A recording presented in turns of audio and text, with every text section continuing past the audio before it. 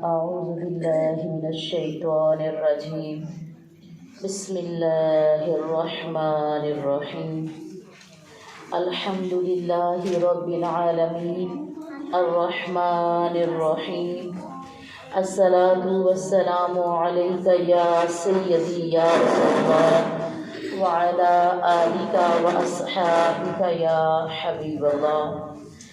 مصطفیٰ صلی اللہ تعالیٰ علیہ وسلم کے نوکروں کے نوکر خانہ میں آنے والی تمام قابل احترام اہل ایمان ماؤں بہنوں بیٹیوں، اپنے ادارے کی جملہ اساتذہ اور طالبات کو پیار محبت اور امن کا پیغام سلام پیش کرتی ہوں۔ السلام علیکم ورحمۃ اللہ وبرکاتہ۔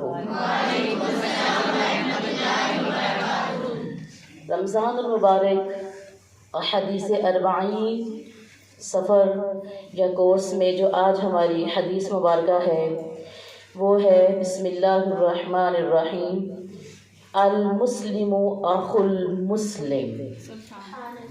ترجمہ ہے اس کا، مسلمان مسلمان کا بھائی ہے۔ A Muslim is the brother of another Muslim۔ ایمان والیوں،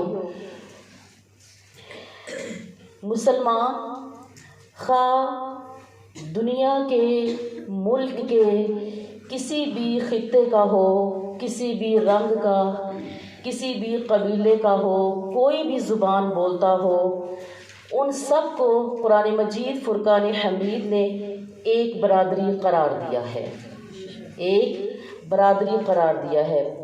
جیسے کہ اللہ سبحانہ و تعالیٰ نے سورہ الحجرات آیت نمبر 10 میں فرمایا بسم اللہ الرحمن الرحیم انما المؤمنون اخوۃ، کہ مسلمان کا بھائی ہے۔ حضرت نعمان بن بشیر رضی اللہ تعالیٰ عنہ سے روایت ہے کہ نبی کریم صلی اللہ تعالیٰ علیہ وآلہ وسلم نے ارشاد فرمایا، سارے مسلمان ایک شخص کی طرح ہے، جب اس کی آنکھ میں تکلیف ہوگی تو سارا جسم تکلیف محسوس کرے گا، اور اگر اس کے سر میں درد ہوگی تو سارا جسم بھی درد محسوس کرے گا۔ ایک مسلمان کس کی مانند ہے؟ ایک شخص کی مانند ہے، یعنی کہ یوں کہہ لیجیے، ایک دوسری حدیث ہے کہ ایک مسلمان ایک عمارت کی مانند ہے۔ کس کی مانند ہے؟ ایک عمارت کی مانند ہے جس کی ایک اینٹ دوسری اینٹ کو مضبوط کرتی ہے، اور اگر عمارت کی ایک اینٹ نکال دی جائے تو وہ اس عمارت کی دیوار کو یا اس کی بنیاد کو کمزور کر دیتی ہے۔ ایمان والیوں، جیسا کہ میں نے کہا کہ نبی کریم صلی اللہ تعالیٰ علیہ وآلہ وسلم نے فرمایا کہ مسلمان کا بھائی ہے۔ اس کی وضاحت ذرا میں آپ کو بتانا چاہتی ہوں کہ نبی کریم صلی اللہ تعالیٰ علیہ وآلہ وسلم نے بڑی عمدہ خوبصورتی سے اس حدیث کی وضاحت فرمائی کہ بھائی کا کیا مطلب ہے۔ ایمان والی، جس طرح دو سگے بھائی ہوتے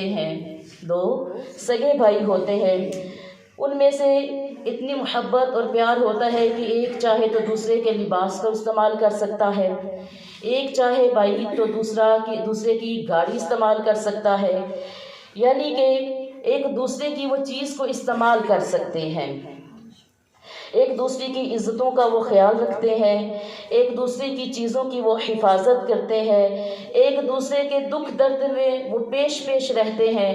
اگر کوئی ایک خدا نہ خواستہ بیمار ہو جائے تو دوسرا رات بھر جاگ کر یا ہسپتالوں کے چکر لگا کر اپنے بھائی کی دیکھ بھال کرتا ہے، اور اسی طریقے سے اگر کسی ایک بھائی پہ قرض کا معاملہ ہو تو دوسرا بھائی اس کے لیے آسانی پیدا کرنے کی کوشش کرتا ہے۔ تو ہر غمی اور خوشی میں اس کا بھائی اس کے ساتھ کھڑا ہوتا ہے۔ ایسی ہی بات ہے نا، دو سگے بھائیوں کے ایسا ہی ہے نا۔ تو ایمان والیوں، ٹھیک اسی طرح ہر مسلمان دوسرے مسلمان کا بھائی ہے۔ ہم سب یہ بیٹھے ہوئے ہیں نا، ہم سب مسلمان ہیں، اور ہم سب آپس میں ایک دوسرے کے مسلمان بھائی ہیں، بہنیں ہیں۔ یہ ایک جذبہ، یہ احساس ایسا ہے جو ہمیں ایک دوسرے کے ساتھ یکجا رکھتا ہے، ایک دوسرے کے ساتھ ہم اپنے رشتے کو قائم رکھ پاتے ہیں۔ تو ایمان والیوں، یہی وہ مثال ہے کہ جو ایک بھائی کے لیے پسند کرتا ہے وہی دوسرا بھائی اپنے پہلے بھائی کے لیے وہی چیز پسند کرے۔ اللہ کے نبی صلی اللہ تعالیٰ علیہ وسلم کا فرمان عالی شان ہے، حضرت خالد بن عبداللہ قصری رحمۃ اللہ علیہ نے اپنے والد سے اور وہ اپنے دادا سے نقل کرتے ہیں کہ ان سے رسول اللہ صلی اللہ تعالیٰ علیہ وسلم نے دریافت فرمایا، کیا تم جنت میں جانا پسند کرتے ہو؟ یعنی کیا تمہیں جنت میں جانا پسند ہے؟ تم جنت پسند کرتے ہو؟ تو کہتے ہیں میں نے عرض کیا جی ہاں نعم۔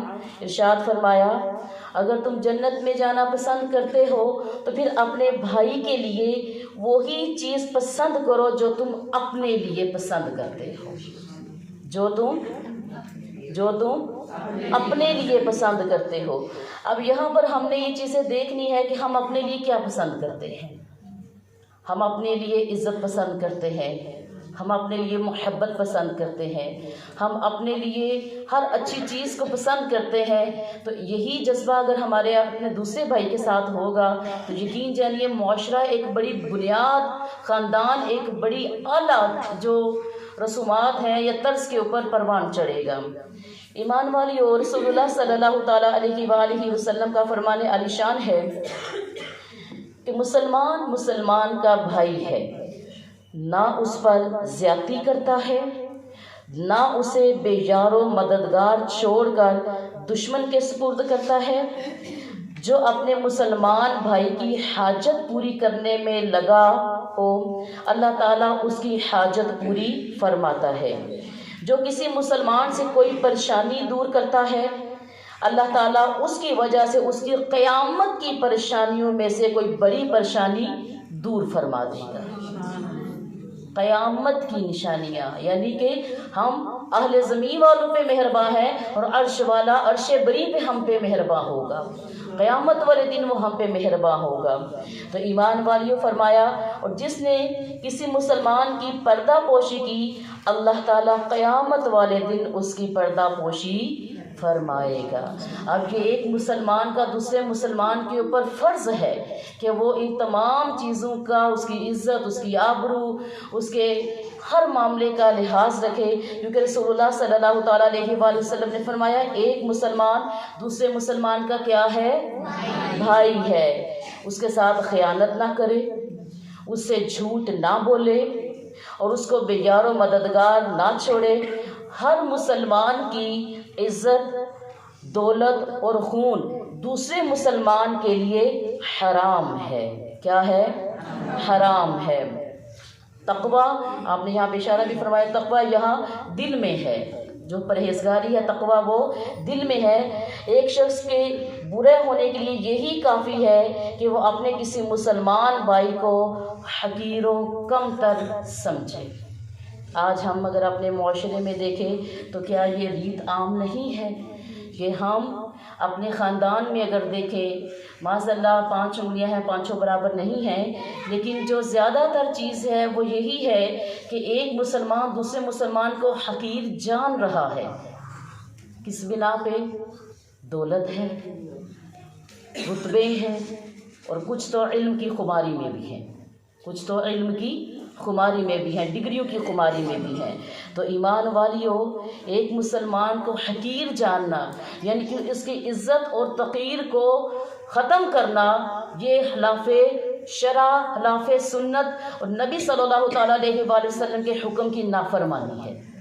تو ہمیں اپنے ایک دوسرے کے ساتھ جو تعلقات ہے اگر اس کو مضبوط بنانا ہے، اگر اس کو اچھا بنانا ہے تو پھر ہم نے اپنے لیے جو پسند کرنا ہے، کیا ہم اپنے لیے ذلت کو پسند کرتی ہیں؟ کیا ہم اپنے لیے کسی کو حقیر یا کم تر ہم چاہتی ہیں کہ ہمیں کوئی حقیر یا کم تر جانے؟ ہم تو یہی کہتے ہیں نا کہ ہم ہر کسی کی نظر میں بھلے نظر آئیں، اچھے نظر آئیں، چنگے نظر آئیں، نیک نظر آئیں۔ تو پھر کس طرح ممکن ہے کہ ہم دوسروں کو اس درجے پہ رکھ دیں؟ کچھ ایمان والی چیزیں ہوتی ہیں کہ جو بظاہر خود اپنے اوپر زیادتی کر رہا ہو۔ اب اگر ایک بندہ چوری کر رہا ہے تو وہ خود اپنے اوپر زیادتی کر رہا ہے، چور اپنے اوپر خود زیادتی کر رہا ہے کہ اس نے اپنے ایک لیبل بنا دیا، اپنا ایک وہ اس نے لقب لے لیا جی وہ فلاں چور ہے، وہ تو خود کی زیادتی کر رہا ہے نا، اس کو چور کو تو چور ہی کہیں گے ہم۔ اور اگر ایک قاتل ہے اس نے خود اپنے اوپر زیادتی کی کسی کو قتل کر کے نہ حق، اور اگر ایک زانی ہے تو اس نے تو خود زیادتی کر لی نا، وہ تو ہم تو اسے نہیں کہہ رہے کہ ایسا کرے، یہ تو خود اس نے اپنی جان پہ زیادتی کی اور ایک اپنا معاشرے میں برا نام کما لیا۔ ایسا ہی ہے نا، یہ ہے اس کی اپنی کمائی ہوئی، کچھ ہے ہمارے ہاتھ میں۔ تو ہمارے ہاتھ میں کیا ہے کہ ہم جس طرح خود کو عزت دیتے ہیں، اور یقین جانیں جو لوگ خود کو عزت دینا جانتے ہیں نا، وہ انشاءاللہ تعالیٰ دوسروں کو بھی عزت دیتے ہیں، ان کو حقیر یا کمتر نہیں سمجھتے۔ وہ یہ سمجھتے ہیں کہ جس طرح میں یہ چیز پسند نہیں کرتی تو دوسرا بندہ کیسے پسند کرے گا، ٹھیک ہے؟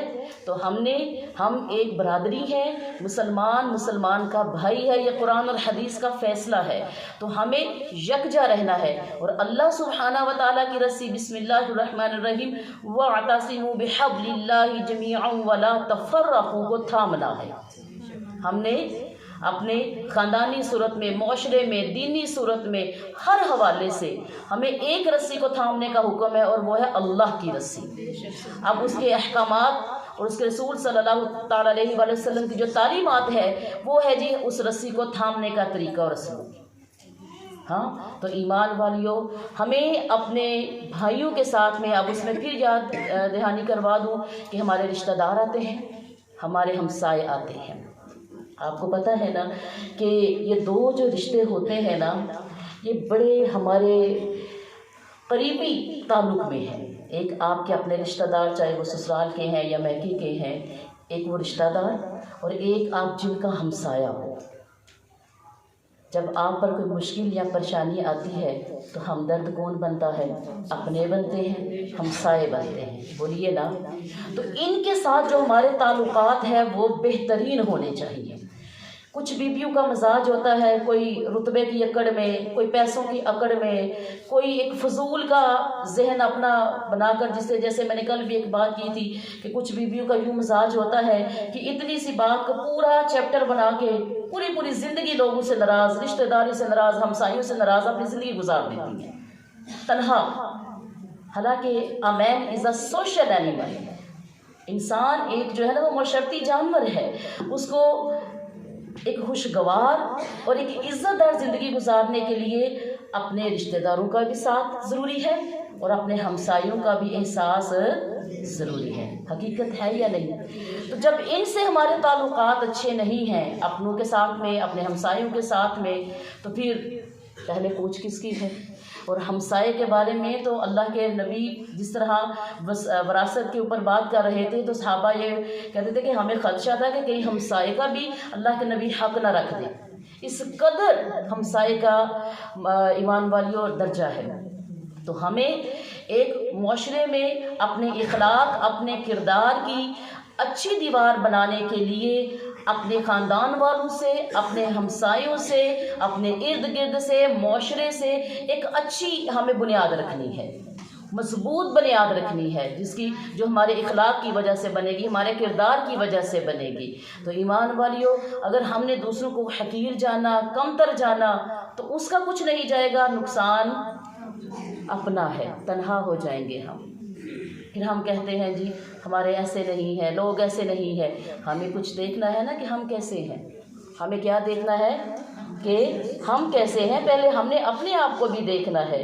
ایمان والیوں یاد رکھو، اللہ سبحانہ و تعالیٰ قرآن مجید فرقان حمید میں فرماتے ہیں بسم اللہ الرحمن الرحیم انما المؤمنون اخوة فاصلحوا بین اخویکم واتقوا اللہ لعلکم ترحمون۔ سورہ الحجرات میں یہ اللہ تعالیٰ کا فرمان ہے، ترجمہ سن لیجئے۔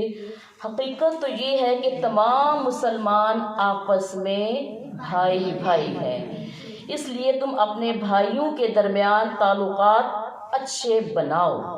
اس بات کو سمجھ رہی ہیں آپ؟ اب تو حکم الہی بھی آ گیا ہے، کیا کہ اپنے بھائیوں کے درمیان تعلقات اچھے بناؤ۔ اللہ سے ڈرو تاکہ تمہارے ساتھ رحمت کا معاملہ کیا جائے۔ ایمان والیوں، اب یہ کتنی اہم بات ہے۔ کتنی اہم بات ہے کہ اللہ حکم دے رہا ہے کہ یعنی کہیں پر اگر تمہارے رشتہ داری میں، تمہارے ہمسائے میں، کسی جگہ میں اگر تمہارے کوئی آپس میں غلط فہمی ہے تو پھر اس کو دور کرو۔ زندگی کا کون سا ایسا معاملہ ہے جس کا حل نہیں ہے؟ بولیے۔ کچھ لوگ جو اللہ کی حقوق، اللہ کی حدود کو پامال کر جاتے ہیں، اللہ کو ناراض کر دیتے ہیں، ان کا معاملہ تو ہم الگ رکھ دیتے ہیں، جیسے کسی کا ناحق قتل کرنا، سرعام زنا کرنا، چوری، ڈاکہ زنی، یہ تمام چیزیں الگ۔ لیکن اگر ہم دیکھیں تو ہم جتنے لوگ بیٹھے ہوئے ہیں ہمارے خاندانوں میں تو چھوٹی چھوٹی باتوں پہ ایک دوسرے سے جدائیاں ہیں۔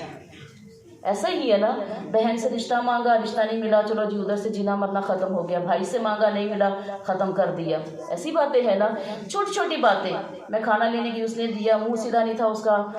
تو یہ چیزوں کا حل ہمارے پاس موجود ہے۔ پہلا حل کیا ہے؟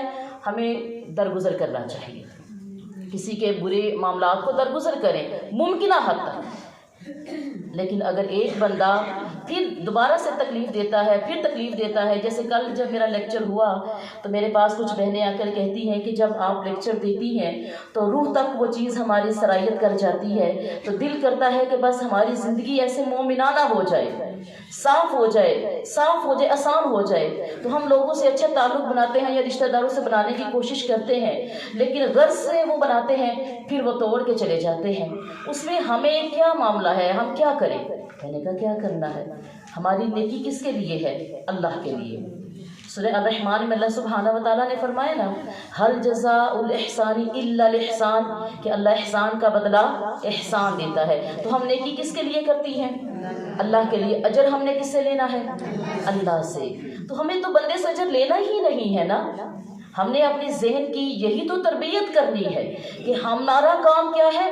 اپنے حصے کی ڈیوٹی دینا، اپنا کام کرنا، باقی کون کیا سوچتا ہے، کیا کرتا ہے، اللہ تعالیٰ اس کو ہدایت عطا فرمائے۔ اور کوئی حد سے زیادہ تجاوز کر کے اپنی زندگی کو پہ زیادتی کرتا ہے یا دوسروں پر زیادتی کرتا ہے تو پھر اللہ تعالیٰ ایسی رشتہ داری سے بھی بچائے، ایسے تعلقات سے بھی بچائے، ان کے شر سے محفوظ فرمائے، ان کے فساد سے محفوظ فرمائے۔ تو ایمان والیوں، اگر انہی چیزوں کو ہم تھوڑا پلٹ کے اپنی درستگی کر لیں گے، ہم بھی تو انہی لوگوں میں سے نا جو بعض اوقات کسی برائی کا بھی سبب بن جاتے ہیں۔ تو اگر ہم اپنی تربیت کر لیں اس رمضان المبارک میں، اور اسپیشلی جو حدیث 40 کورس کروایا جا رہا ہے، تو یقین جانیے ہمارے معاشرے میں کئی حد تک تبدیلی آ سکتی ہے۔ اور تبدیلی کہاں سے شروع ہوتی ہے؟ اپنی ذات سے۔ سنانے والا ہو یا سننے والا ہو، تبدیلی اپنی ذات سے شروع ہوتی ہے۔ تو ہمیں چونکہ اگر اللہ کے لیے نیکی کرنی ہے تو پھر ہمیں دوسروں کی بد اخلاقیوں کو درگزر کرنا ہے۔ ہاں، وہ کہتے ہیں کہ اتنا ہی جھکو کہ جتنے تم سے باعزت طریقے سے اٹھا جا سکے، اتنے نہ جھکو کہ کوئی تمہیں اپنا ٹھوکر مار کے ٹھڈا مار کے اٹھائے تو تم سیدھے ہو۔ اخلاق یہی ہے کہ آپ درگزر کریں اور اپنی محبت سے، اپنے پیار سے اپنے مسلمان بھائی کو وہ چیز سکھائیں، اس کی غلطی کا بتائیں کہ یہاں پر آپ کی غلطی ہے، تاکہ ہمارے ایمان والیوں جو باہمی تعلقات ہیں وہ سب کے اچھے ہوں۔ میں تو صرف اتنا ہی کہوں گی کہ وہ بہنیں جو یہ سمجھتی ہیں کہ میرے اندر ہی کمیاں ہوں گی تو وہ شاید میری سوچ سے متفق بھی ہوں، اتفاق بھی کریں۔ اور میں ہمیشہ اس بات کو سوچتی ہوں کہ بدی کی تلاش ہونا، اگر کوئی بدی ڈھونڈنا چاہتا ہے، برائی ڈھونڈنا چاہتا ہے تو اس کو وہ پھر اپنے اندر جھانکے۔ کیا میں نے بولا؟ اگر وہ کچھ برا دیکھنا چاہتا ہے تو وہ پھر اپنے اندر جھانکے، اور اگر نیکی کی تمنا ہو، اچھائی کی تمنا ہو تو وہ دوسروں میں ڈھونڈے۔ کس میں؟ دوسروں میں ڈھونڈے، کیونکہ انسان پھر سکون میں رہتا ہے جب انسان یہ سمجھتا ہے نا کہ میں دیکھیں کچھ عزتیں اللہ دیتا ہے، وہ واضح ہیں، اللہ کی دی ہوئی عزتیں واضح ہیں۔ تو جس نے اللہ سے ذلتیں مانگی وہ بھی واضح ہیں۔ ابھی بھی میں نے تھوڑی دیر پہلے مثال دی کہ کسی نے ناحق کسی انسان کا قتل کر دیا، زنا کیا، شراب خوری کی، چوری کی، ڈاکہ زنی کی۔ اب یہ اس نے کیا کیا؟ اپنے اوپر خود ظلم کیا، اللہ کے قہر کو بلایا، اللہ کے غضب کو بلایا۔ ایسی بات ہے نا؟